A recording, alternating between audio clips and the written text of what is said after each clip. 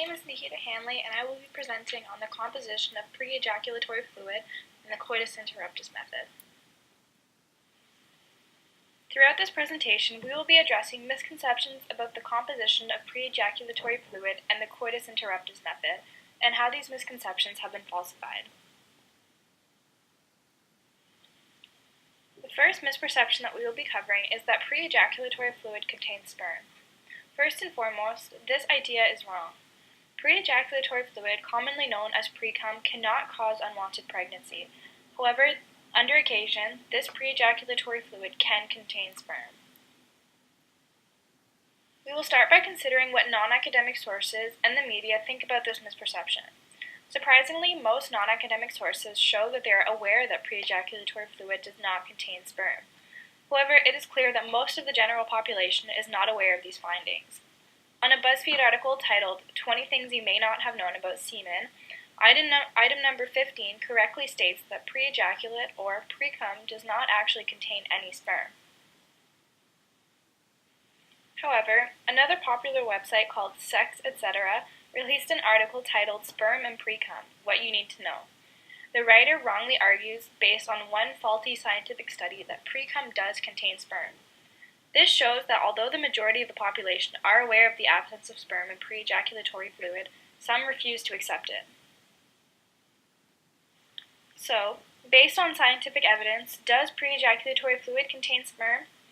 According to two unreliable sources, it does, although we already know this is not true. In one of these studies done in 2010 on a university campus in the States, researchers collected samples of pre-ejaculatory fluid from 27 men. They found that 11 of the 27 subjects, approximately 41%, produced pre-ejaculatory samples that contained spermatozoa, and in 10 of those cases, 37%, the sperm was motile. However, this study cannot be trusted due to its many issues. First, the study had a small sample size. They stated that men who produced sperm and pre-cum always produced it, but also provided no details about a second trial. Furthermore, they did not take into account previous ejaculations by the men. Another study found similar faulty results. In a sample of 42 men, 16.7% of them were found to have actively mobile spermatozoa in their pre-ejaculatory fluid. However, both of these studies did not account for two very important factors. One, the pre-ejaculatory fluid is produced only in the Cowper's gland, which is also called the bulbourethral gland, and two, sperm can live and survive in the urethra after a previous ejaculation. So 1, the Cowper's gland. A study done in 2003 showed that this gland, located near the prostate, produces pre-ejaculatory fluid and does not contain nor produce any sperm. This gland produces a clear mucus that is emitted prior to ejaculation. The amount emitted can vary from 0 to 5 milliliters.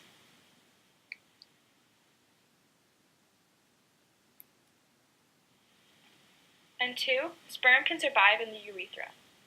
Following ejaculation, sperm can be left behind in the urethra. Since it provides a warm, hospitable environment, the sperm can live here for an extended period of time. Therefore, if the sperm is not cleared by urine prior to sexual arousal, it can be emitted in the pre-ejaculatory fluid. So, to conclude, pre-ejaculatory fluid in itself does not contain sperm. But, if not careful, sperm can be found in the pre-ejaculatory fluid. We will now be moving on to pulling out, formerly known as coitus interruptus, and whether or not this is an effective method of contraceptive. Coitus interruptus is described as sexual intercourse in which the penis is withdrawn from the vagina before ejaculation and is therefore considered a method of contraceptive. So the second misperception that we will be addressing is that pulling out, even if done correctly, can cause unwanted pregnancy. We will be demonstrating that this is in fact incorrect. Depending on the circumstances, coitus interruptus is a safe and effective method of contraceptive.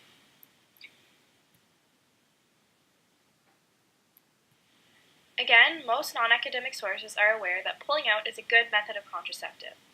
This Planned Parenthood article, titled Withdraw, the Pull-Out Method, outlines that this method can be safe and effective. However, there is still a very large stigma surrounding this technique, and a large proportion of the population believes that it is not effective. Despite this misconception, coitus interruptus is widely used throughout the world. More than 38 million couples rely on this method to prevent pregnancy, which is comparable to 85 million using IUD and 65 million using the pill. It also accounts for approximately 9% of overall contraceptives used in developing countries. As previously stated, pulling out is an effective method of contraceptive. A study done in 2004 estimates the probability of failure of this method during its two types of uses, typical and perfect use. Typical use is described as incorrect and inconsistent, while perfect use is described as correct and consistent.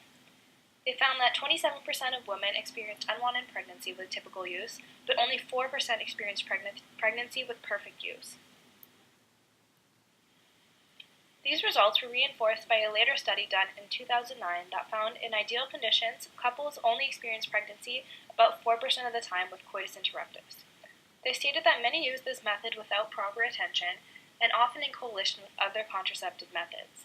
They also found more realistic values when used inconsistently show a higher rate of unwanted pregnancy, approximately 18%. They outlined the fact that this is comparable to atypical condom use. As shown in this image that they presented in their results, both condoms and the withdrawal method provide around equal percentages of effectiveness, although neither are among the most effective.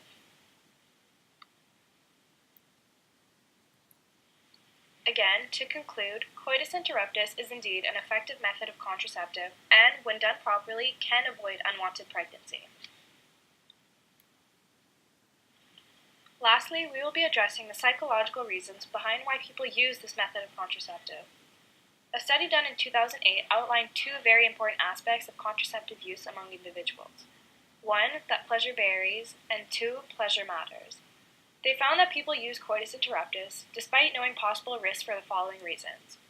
To enjoy sex that is as close and as natural as possible, because of a need for intimate, uninterrupted sexual flow, and for increased spontaneity and a feeling of disinhibition.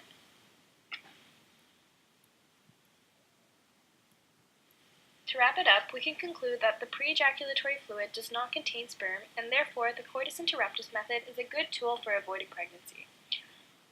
Also, that this method, despite providing the same rate of protection, can have greater psychological benefits than condoms. Thank you.